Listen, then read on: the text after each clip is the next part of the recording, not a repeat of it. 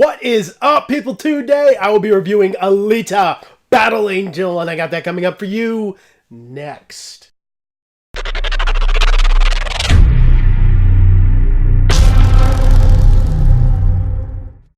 So I just got back from Alita Battle Angel. I have a whole lot to say here.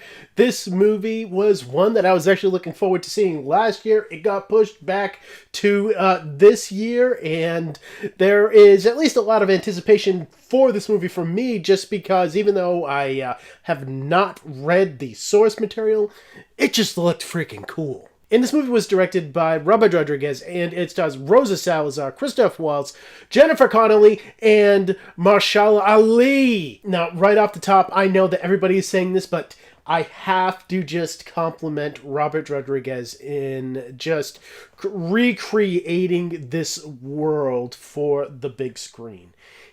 This is truly, truly amazing. And people are right.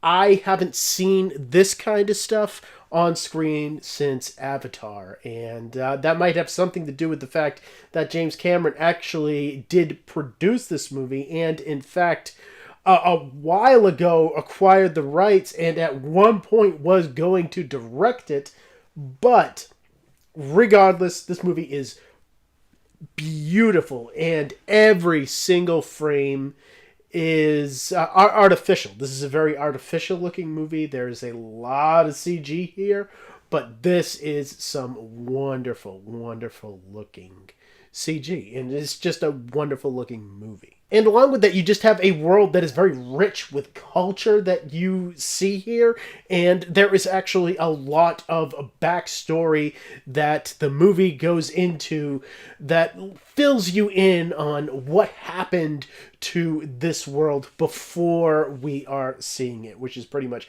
a war happened, and that actually divided its colony to the point where all of the elite are literally above them on a floating city, and everybody else, the grunts, everybody else is actually below them on the surface.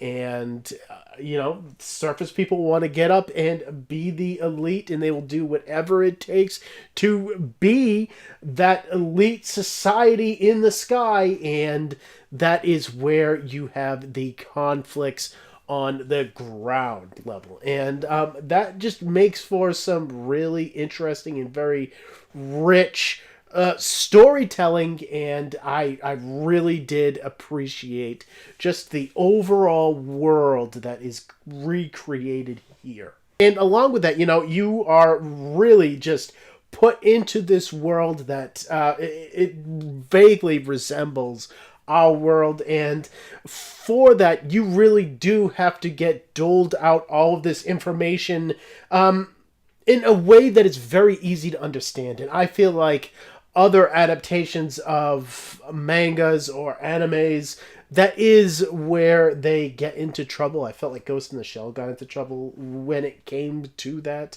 And this movie actually does a great job at conveying information and doling it out to the audience in a way that it will understand, and in a way that feels very gradual. You don't really feel like you're getting tons of information jumps.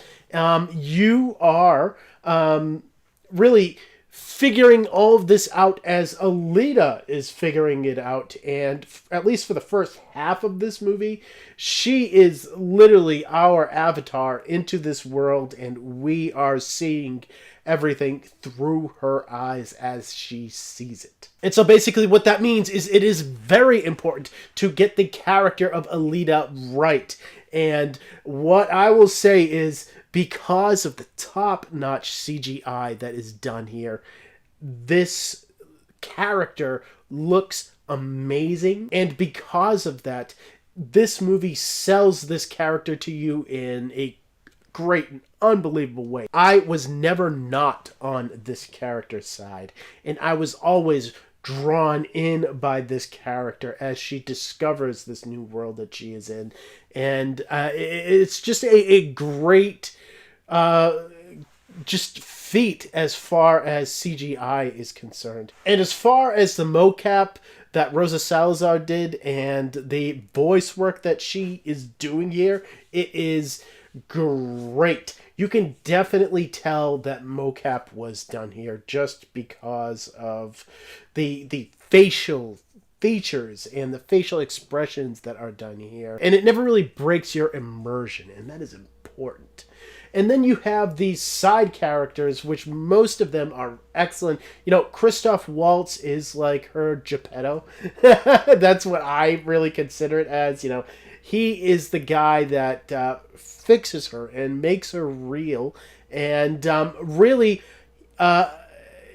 is her father figure here. And he definitely breaks away from those more quirky roles that he has, where he has all these weird personality tics, and turns in a very warm performance. And even though at times you don't know if you're 100% with his character and if his character is going to lead her in the right direction, you always feel a warmth with Christoph Waltz's performance here, and that is so important. There are characters that get the short shrift here. Sharon, who is played by Jennifer Connelly, and Vector, who is played by Mahershala Ali. Those characters, you never quite know their motivation. At the beginning half of this movie, I totally went with that, and I thought it had room for these characters to grow. But as you go along in the movie, you realize that that's not actually going to happen. And that is kind of disappointing. I do really love these two actors, and specifically Mahershala Ali is awesome with what he is given, and just with his look and his attitude here, Marvel, just cast him as Blade. He would make an awesome Blade. If you look at him in this movie, it is just Blade all over.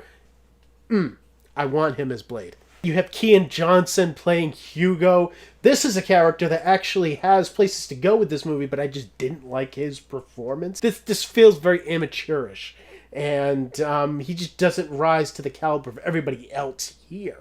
But besides that, I can put all of that to the side just because of, like I said, the beautiful world, and the action here is amazing. And that is another thing, you know, I really, I didn't know what to expect from the action in this movie just because of the amount of CGI that is on screen here, but it has a weight to it, and it just has a kinetic feel that I feel like Robert Rodriguez came in and injected this movie with. And, you know, this guy, he's very thrifty with his budgets, and he definitely does know how to work with CGI. You know, he's done it a lot before, and he just brought that to the table here. And every single action scene in this movie is just top notch, just soup to nuts, just awesome, kinetic, and it will have you with it. Guys, I could talk about this movie for a long time just because of the fact that I really did enjoy it, and there's a lot to chew on, there's a lot to talk about here. But I will just say that I'm going to give this movie an 8 out of 10. I largely enjoyed this movie, and it very well, yeah, I honestly say, as far as live action mangas that have been ported over to live action American films, this is where it's at, people. And go and see this movie. I want to see where this story can go, so please go and see this movie. Support it.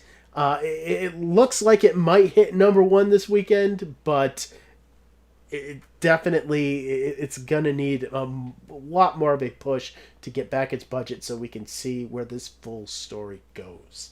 And as far as the 3D and the Dolby Atmos goes, all of it is incredible here. The 3D literally pops off the screen at some points in time, and that you can expect because there's a lot of CGI here. And Atmos, you know, I went to a full Atmos theater to see this. It is awesome. A lot of height speaker work and just full immersive audio track. Check it out, people.